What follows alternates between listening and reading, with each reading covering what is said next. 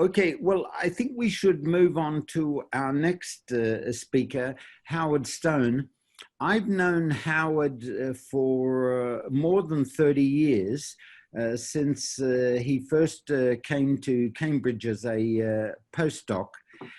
And the first thing I'd like to tell you, ladies and gentlemen, because this is rather remarkable of Howard, and I say this having known him, having written papers with him, having spent quite a lot of time with him, he works, he thinks, he's an adoring father and a fabulous husband, about 36 hours each day.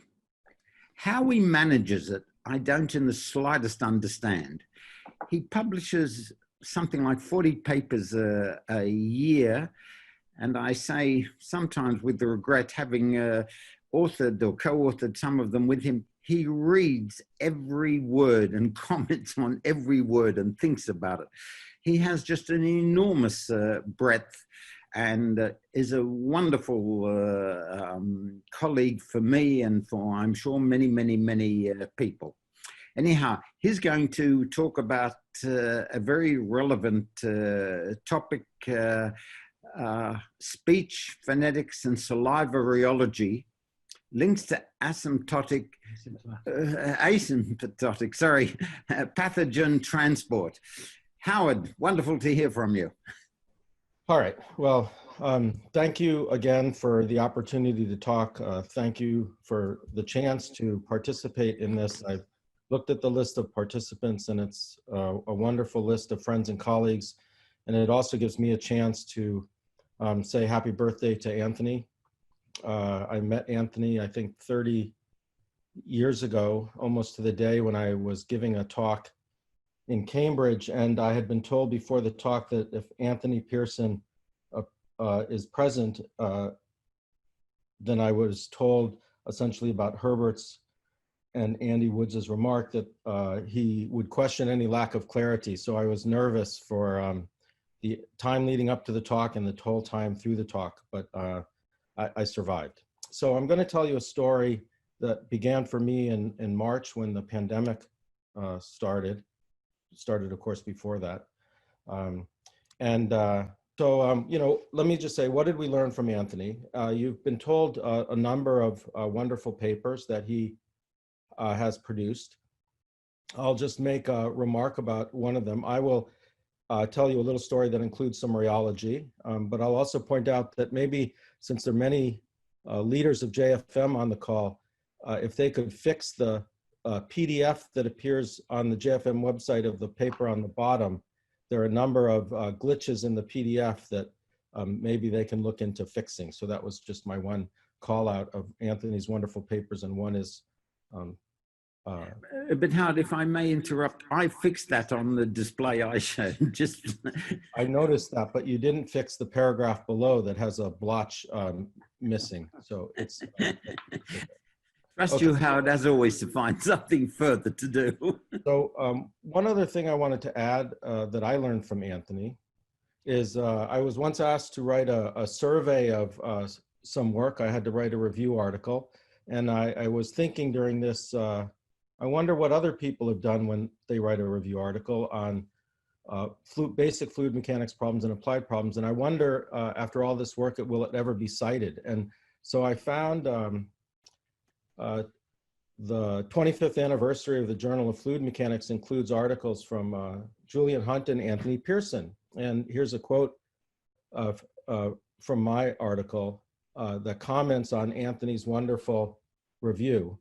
And I comment that for several views of this exchange between fundamental fluid dynamics research and application, see special papers written by Julian Hunt and Anthony Pearson in volume 106 of the Journal of Fluid Mechanics. Not counting self-citations, these papers have only been cited 4 and 2 times respectively, which I said bodes poorly for the future readership of the article I was spending months writing. So I learned one thing, that is writing such articles is very precious to you. It's not clear anyone else will ever appreciate them. Okay, so I now want to tell you this story that began for me in March. It's a story that involves many people in my research group. I want to call out Manuka Abkarian, who's shown in the orange shirt on the right, and his colleague Simon Mendez, and then a whole bunch of people from my group. Manuk arrived in Princeton at the beginning of March with his family to do a 4-month sabbatical. He's a classic and world-class experimentalist. The university closed a week later, and he was at home. I got very interested in this issue of spread of the virus, and very early on started to think about this issue of asymptomatic spread, and began talking with Manuk nearly every day. So I'm now going to tell you about what we've learned. And the talk has several parts. And again, I apologize that I can't display my slides properly. But I'm going to show you some experiments. I'm going to show you some numerical simulations. I'm going to show you a few other things, all with a focus on transport. And Andy Woods did a beautiful job of introducing this question of small particles that settle only very slowly, so they're transported by the flow. I'm going to try and address the local question, which is what happens when you're speaking with someone nearby.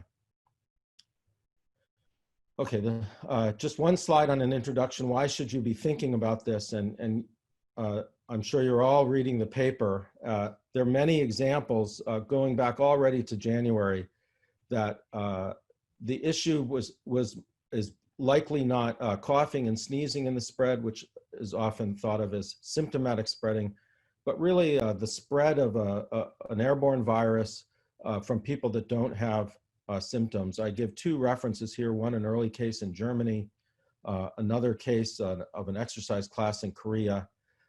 I will say, and Andy gave, again, a very nice introduction, that ventilation in these settings is clearly important. My focus here is going to be to tell you about local interactions. And of course, if you wear a mask, many of the things I say don't apply. So, but if you're not, here goes. So I'm going to start with some rheology. Anthony Pearson has given us a wonderful book to study with many important ideas. And so here's a place where rheology matters. At the top of my slide, I point out that if you go to the literature, they'll point out that there are 2 suggestions for how drops and aerosols are formed when you breathe and when you speak. This is a very rich literature, I'll say. I'm not sure of any direct observations for these 2 suggestions. They're both extremely plausible. One concerns the bursting of films in the lung that produce small droplets, and the other produces airflow over liquid-lined airways, which will produce droplets. And there's been over decades many studies trying to measure the drop size distribution. And in the last couple of years, there are also studies that show that when you speak louder, you produce more droplets. So now I'm going to show you actually what happens when you speak. You can actually visualize some of this at home if you turn out the lights in your room, turn on a bright lamp near your mouth, and use your iPhone underneath your mouth to record what comes out of your mouth. But as you speak, your lips separate and produce a film which breaks into filaments, and then the filaments are stretched both by the opening of your lips and then by the airflow as you speak. And that additional stretching produces even thinner filaments, which when they fragment produce droplets. If you click once more. So we also measure this. There are a number of groups around the world doing this. You take a laser sheet. If you click again, you can then see the intersection of small droplets or aerosols with the laser sheet, and you can record that. And so you can simultaneously get some record of the droplet production using this approach. But our observation is that a mechanism for droplet production by direct observation occurs at your mouth when you speak. Next slide. This is just a set of images where you see the time sequence at the scale of milliseconds. If you now click the slide, you'll see that your lips open. There's a transition from a film to a filament to a ruptured filament and droplets. And here, the saliva rheology matters. And it's the elasticity of your saliva that's stabilizing these filaments that allows them to stretch and allows them to break droplets, form droplets. So I've shown you the image on the left. We started to ask ourselves, could you mitigate this? And it turns out if you, since the saliva is hydrophilic with your lips, if you put a lip balm or some other oil on your lips, you largely, not completely, but mitigate, certainly reduce the number of droplets produced, at least for the length of time that the oil stays on your lips. So that's a natural, if you like, rheological consequence. So thank you, Anthony Pearson, of trying to think about how might you reduce the number of droplets you produce. Okay, so that's the first part of my talk. The next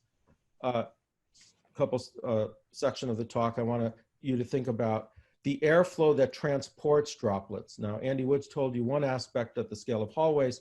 I want to think about the scale of the mouth and what happens when you're speaking with someone.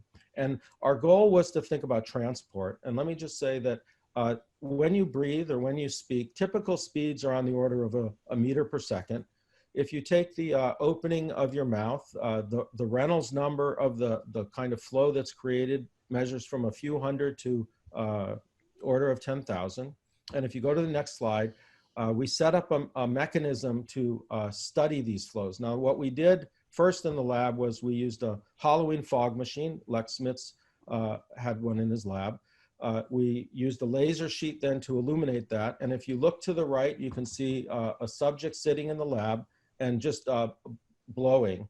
And from these images, you can reconstruct using different methods to reconstruct the flow field, correlation image, in this case, correlation image velocimetry, to get a recording of the velocity distribution. And we've done this now for speaking.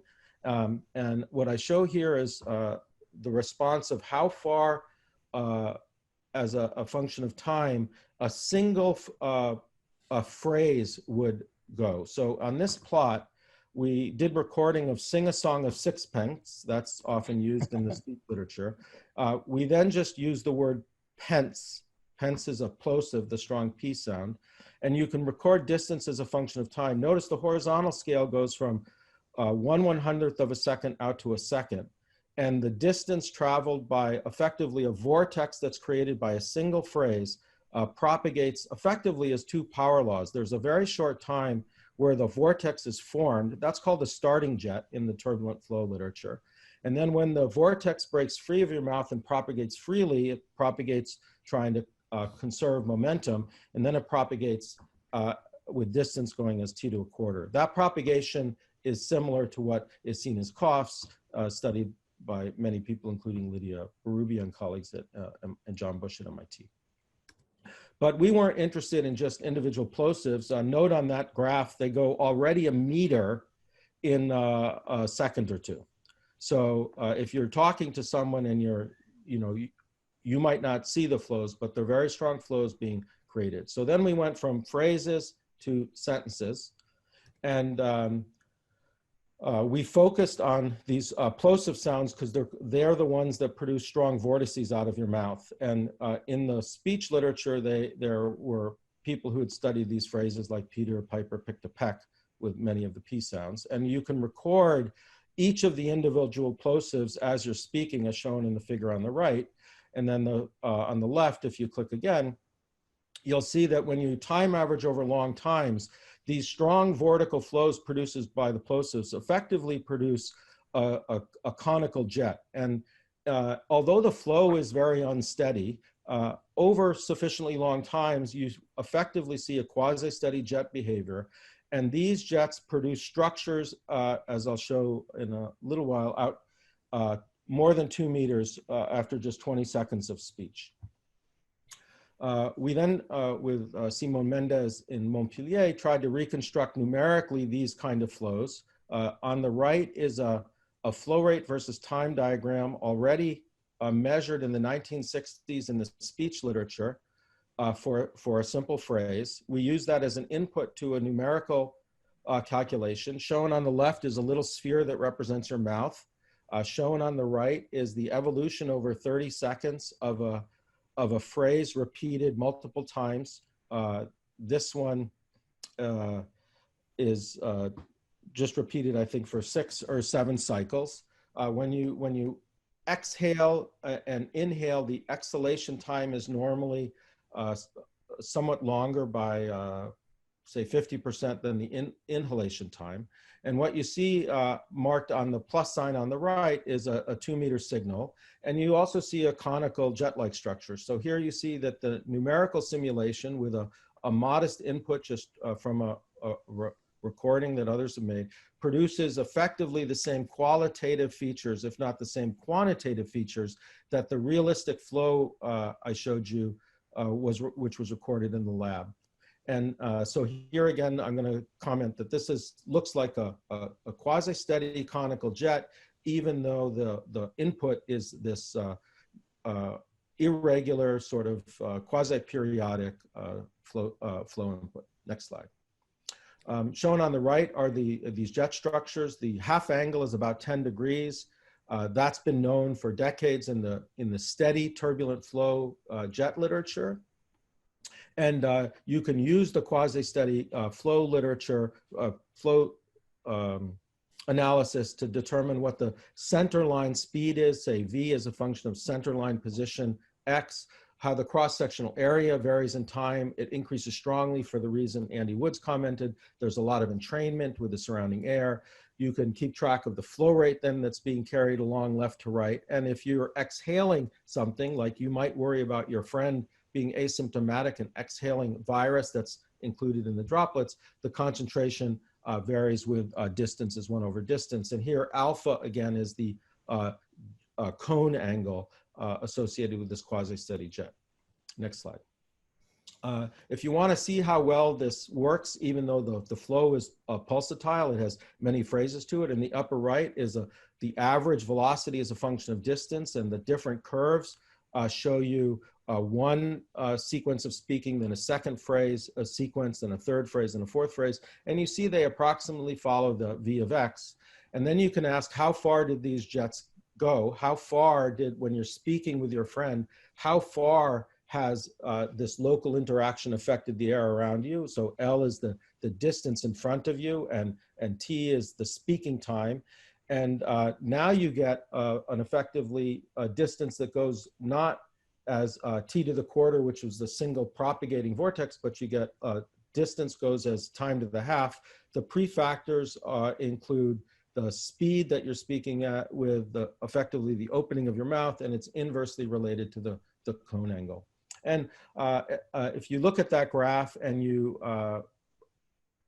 start to think about what should social distancing rules possibly be at the scale of a local interaction, you'll see that already at 30 seconds, some of these structures have propagated out about 3 meters.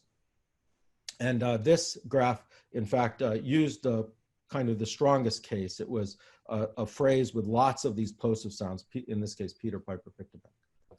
And the numerical simulations also show a T to the half, and the prefactor between the experiments and the numerics, they differ by like 30% or something like that. Okay, let's see, next slide, I think. Yeah, so we then asked a question, how much could we say about a strategy of social distancing? And by that I mean, not just talk about space, but talk about time. In other words, if you're going to interact with someone, how long should you be interacting? And should you be adjusting your distance as you interact with them longer? So we took the last results, next slide, and just thought about someone being some distance away to the right, and they're going to inhale whatever the person to the left is exhaling. At the scale of already a meter, the cone completely envelops the head.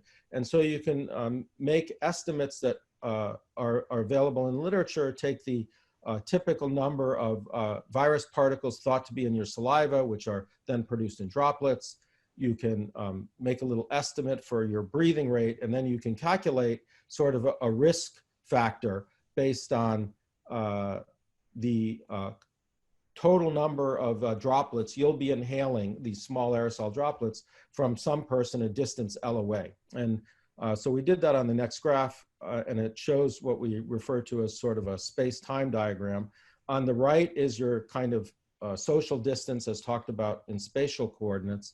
On the vertical is the time of interaction. we just loosely refer to high risk and low risk when the variation drops by a factor of e to the power -1. The exponential is a common feature in these risk assessment literatures in the aerosol community. And it's known that the number of droplets you produce varies from person to person, and as I mentioned, also varies with the loudness of speech. For example, you might imagine when you go to a bar and you have to speak much louder, there's a correlation, then you're also producing more droplets, which will then produce more virus. And so we've tried to think along these lines of a local interaction and how you might think about characterizing risk. And whether when you're talking to your friend and you happen to be maybe not wearing a mask, maybe you should be moving further away as you talk with them for longer times. And these are not, you know, terribly long times. Okay, so I guess I've maybe talk too fast, and I again apologize for the PowerPoint glitch, but I want to close with a couple remarks. Happy birthday, Anthony. It's been an honor and pleasure to have known you for decades, and your papers have influenced all of us in ways that have made us all better scholars and researchers. I've tried to tell you about this problem that's consumed myself and several of my colleagues for a number of months, trying to think about a local fluid mechanics problem, tie it to the transport of aerosol droplets, tie it to phonetics. If you play the upper movie, we've been doing some imaging of masks. Other people, of course, have been doing this. You can find it online. We were loaned a camera from the Fluor Corporation that images CO2. Of course, the mask now doesn't make the interaction a long-range interaction. It makes it a much more local interaction. And then, of course, ventilation plays a role at a much sooner. And down below, unlike Europe, the musicians in the United States are hired by corporations. They're not paid by the government. The Met Orchestra has been in contact with us, and they've been in the lab for about 10 days, where we've been trying to help them understand the airflows associated with their singers. This is, if you played the sound, you'd hear Isabel Leonard, who's one of the sopranos at the Met Orchestra, singing while we image the airflow, then using this CO2 imaging technique. I'm trying to quantify that now. And I'll stop and answer any questions. And again, I apologize for the PowerPoint glitch. Howard, thank you very much. Really very interesting and stimulating presentation. And in particular, the general point I got is that you and other scientists are now making important contributions to reality. And politicians in particular should realize just how much of a useful contribution university scientists and scientists elsewhere can play. I can make a plug for some colleagues if it's useful. I know Martin Bazant. There are three participants who's raised their hand. And I can't find who the names are. Well, Gray is one. Oliver, would you like to speak first? Yeah. Okay, can you hear me? Yeah, hi, yes. So fascinating talk, Howard, and just wanted to go back to the first problem you talked about, which was the generation from the lips moving. Yeah. And I wondered if you looked at the effect of how rheology's change of saliva, because obviously as you talk and your mouth dries out, it gets more sticky. And also to perhaps a second question about how the full of virus particles get into the drops, whether there's anything known about that. Okay, so I'm not a complete expert. We've thought a little about the rheology. There is a literature on saliva rheology, and it has quite a variability in the viscoelastic properties. So I should say that we got permission for Manu Kabkarian to go to the lab. It was, in this case, just one person was allowed to go to the lab at a time. We did not measure the rheology of his saliva. We quote some values from the literature. We do wonder, your question, does the virus at all affect the rheology and how might it change with the age of the individual? I'm not sure how much is known about that, but there are studies about how many virus particles there are in sick people, and that's in your saliva that then goes into the droplets. What is of concern there is that I think the studies show that there are a small number of individuals who produce a large number of droplets. You might call those super emitters, but there are also a small number of individuals that apparently have a much larger viral density in their mouth than the common person who's sick. And so that's behind some of this literature, and your colleague Catherine Noakes probably is an expert on this, who's aware of whether or not it's these super spreaders who might be driving, a small number of people driving 50% of the spread. Yeah. Okay, thank you very much, Ed. Gray Worcester, would you like to ask a question, but not a 1-hour seminar on JFM, please?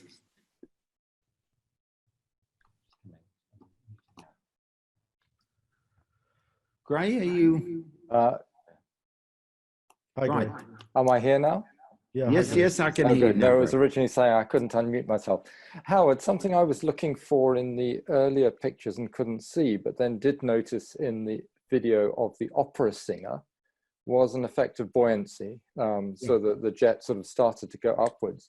And I just wondered whether you'd looked at that at all and how that might affect your risk diagram, which I thought was a very useful product of what you're talking about. So that's a great question. So for the speaking interaction, we make an estimate of the buoyancy effect and believe that for typical temperature differences between your mouth and an ambient, say 10 degrees, that at the scale of 1 meter or 2, when you're speaking, it just plays a very small role. And that's why in all the imaging we've done, we don't see a significant buoyant effect.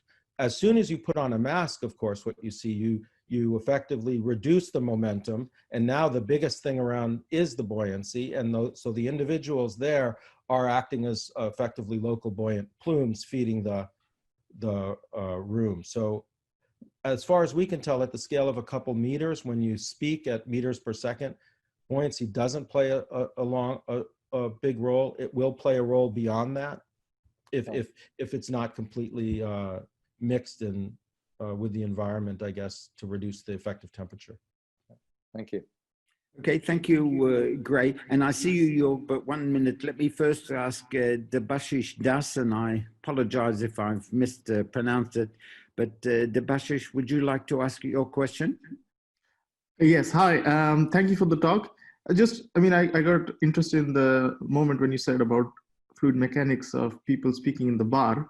So if I'm drinking I wouldn't go to a bar if I were you, but so if I were drinking in the bar, do you think if my mouth is just generally wet, I will be producing more droplets? Have you done any tests on that? If depending on the dryness of the mouth, how much droplets am I producing? We haven't done that, but I think the video makes very clear that there's a film of liquid on your lips. The fluid mechanics problem of separating the lips will try and produce a film. That film, if it gets thin enough, will break.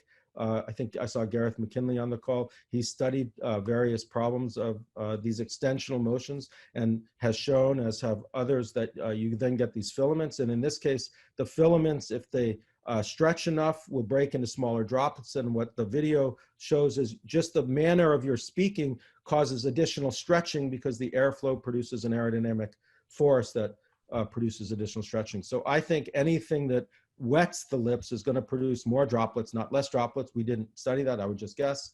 And the inverse we did show, that is, if you try to keep the liquid off your lips for a while with a lip balm, that tends to reduce the droplet number.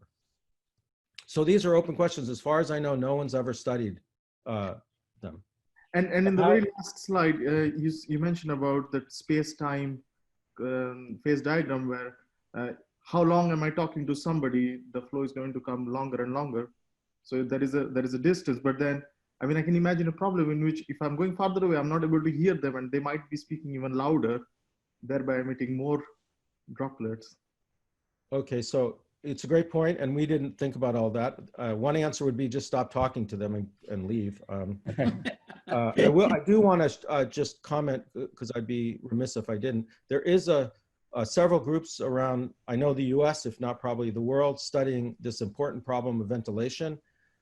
There's a wonderful group at Colorado, who I'm not aware of, but I'm aware of Martin Bazant and colleagues at MIT, who have tried to produce effectively a space-time diagram for ventilated spaces.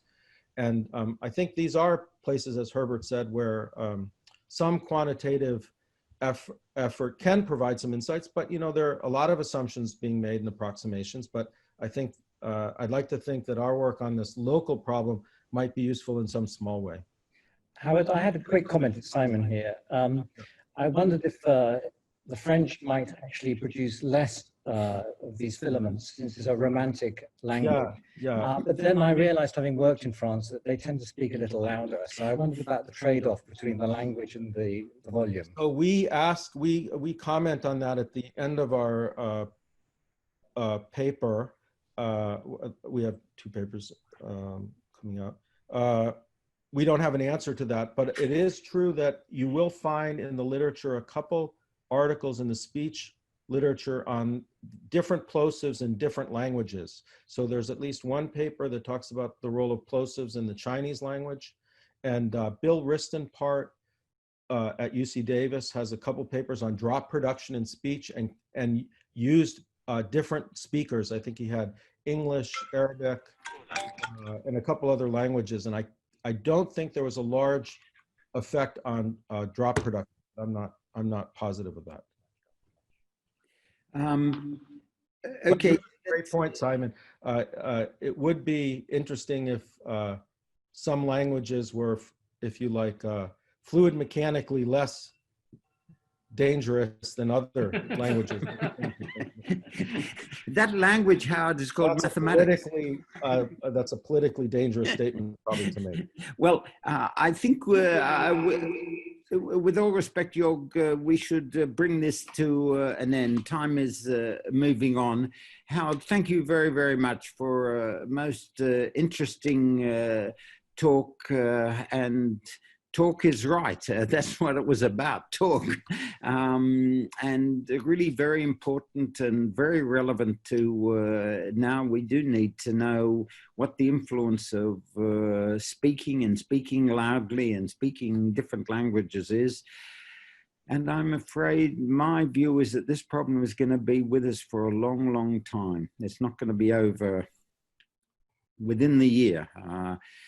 Anyhow, we're running a little, excuse me, that causes trouble too, no doubt. We're running a little late, and we're going to start at 10 minutes past 2, so in exactly 1 hour's time. I might just tell everybody Howard's been up till since at least 5 o'clock this morning, because he was on the web at 5 his time this morning, and knowing him, he'll stay up for another 12 hours. Thank you very much, Howard, and thank you all for listening, and we must look forward to seeing you back at 10 past 2.